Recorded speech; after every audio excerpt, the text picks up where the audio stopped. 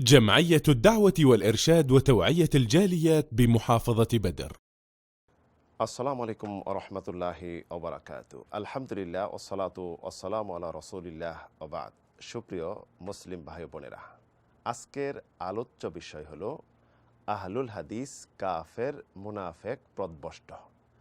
এখানে তিনটি বিশেষণ লাগানো হয়েছে। কাফের অর্থাৎ অস্বীকারী, ইসলামের যে কোনো বিধিবিধানকে যে অস্বীকার করে সে হলো কাফের, তার ঠিকানা হলো চিরস্থায়ী জাহান্নাম। দ্বিতীয় বিশেষণ হলো মুনাফেক, অর্থাৎ অন্তরে ইসলামের বিদ্বেষ, মুখে মুখে ইসলামের ভালোবাসা।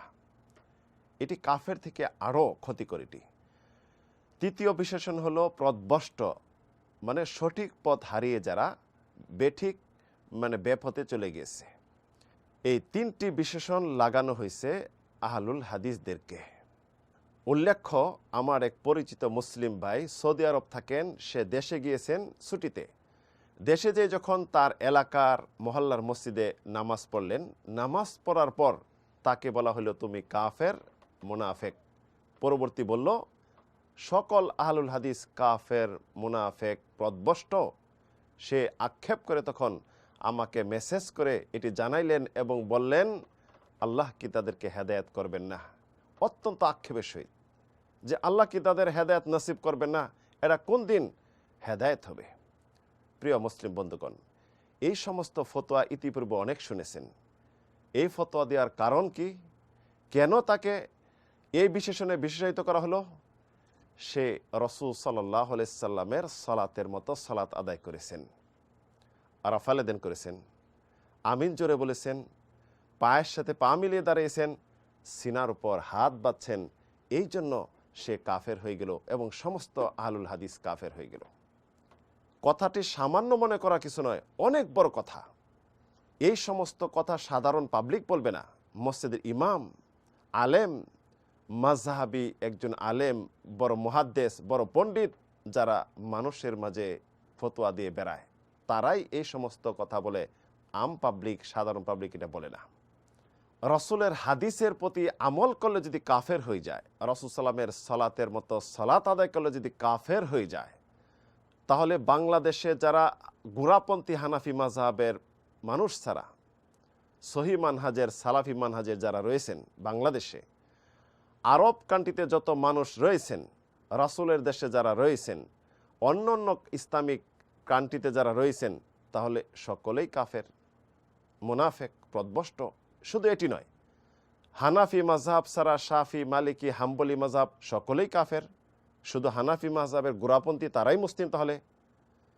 কারণ হানাফি ছাড়া শাফি, মালিকি, হাম্বলি মাযহাবের মত অনুযায়ী আমিন জোরে বলা, রাফালেদেন করা এবং সিনায় হাত বাঁধা, পায়ের সাথে পা মিলানো, তাদের নিকটেই আমল রয়েছে। তাই এই ভিত্তিতে বোঝা যায় মুষ্টিমেয় কিছু বাংলাদেশের গোড়াপন্থী হানাফি এরা মুসলিম, আর সারা বিশ্বের সকলেই কাফের, নাউযুবিল্লাহ। প্রিয় বন্ধুগণ, অতি আক্ষেপের বিষয়টি। আহলুল হাদিস কাদেরকে বলা হয়? আহলুল হাদিস হলো কোরআন এবং সুন্নাহ যারা অনুকরণ করে, সরাসরি কোনো ব্যক্তি বিশেষের পূজা করে না, একমাত্র অন্ধ অনুসরণ করে তার, যিনি হলেন আমাদের বিশ্বনবী সাল্লাল্লাহু আলাইহি সাল্লাম, অন্য কারো নয়। রাসূল সাল্লাল্লাহু আলাইহি সাল্লাম ছিলেন সর্বপ্রথম আহলুল হাদিস। 4 ইমাম ছিলেন আহলুল হাদিস বলবো, কারণ তাদের প্রত্যেকের উক্তি হলো ইদা সাহাল হাদিসু ফাহুয়া মাযহাবি, যেটা সহিহ হাদিস এটা আমার চলার পথ পদ্ধতি। তাহলে সহিহ হাদিস উপর চললে যদি কাফের হয়ে যায়, সারা পৃথিবীতে হানাফি মাযহাবের মুষ্টিমেয় গোড়াপন্থী তারা সারা সকলেই কাফের, তারা শুধু মুসলিম। এই ভিত্তিতে যে ফতোয়া চলতে থাকে, মুসলিম কোথায় পাবেন? একজনকে আপনি কাফের, ফাসেক বলে দিলেন, আপনি বেঁচে গেলেন? কখনো হতে পারে না। অত্যন্ত ভয়াবহ এবং কবিরা গুনাহ এটি। রাসূল সাল্লাল্লাহু আলাইহি ওয়াসাল্লাম ইরশাদ করেছেন, আইয়ুমা রাজুলিন ক্বালা লি আখিহি কাফির ফাকাদ বাআ বিহা আহাদুহুমা। যদি কেউ কোনো মুসলিম ভাইকে কাফের বলল, দুইজনের মধ্যে যে কোনো একজন কাফের হবে। অন্যত্র রাসূল সাল্লাল্লাহু আলাইহি ওয়াসাল্লাম ইরশাদ করেছেন, হাদিস ইমাম বুখারী, মুসলিম বর্ণনা করেছেন, আইয়ুমা ইমরিন ক্বালা লি আখিহি কাফির ফাকাদ বাআ বিহা আহাদুহুমা ইন কানা ফি ইল্লা রাজাত আলাই। যদি কোনো মুসলিম ভাইকে কাফের বলল, তাহলে তার মাঝে যদি এই কাফেরের গুণটা না থাকে তাহলে যে ফতোয়া দিল তার দিকে ফিরে আসবে।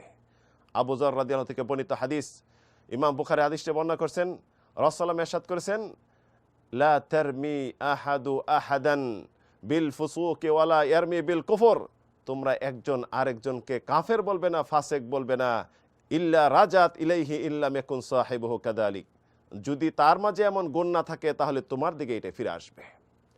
প্রিয় মুসলিম বন্ধুগণ, সতর্ক সাবধান থাকেন।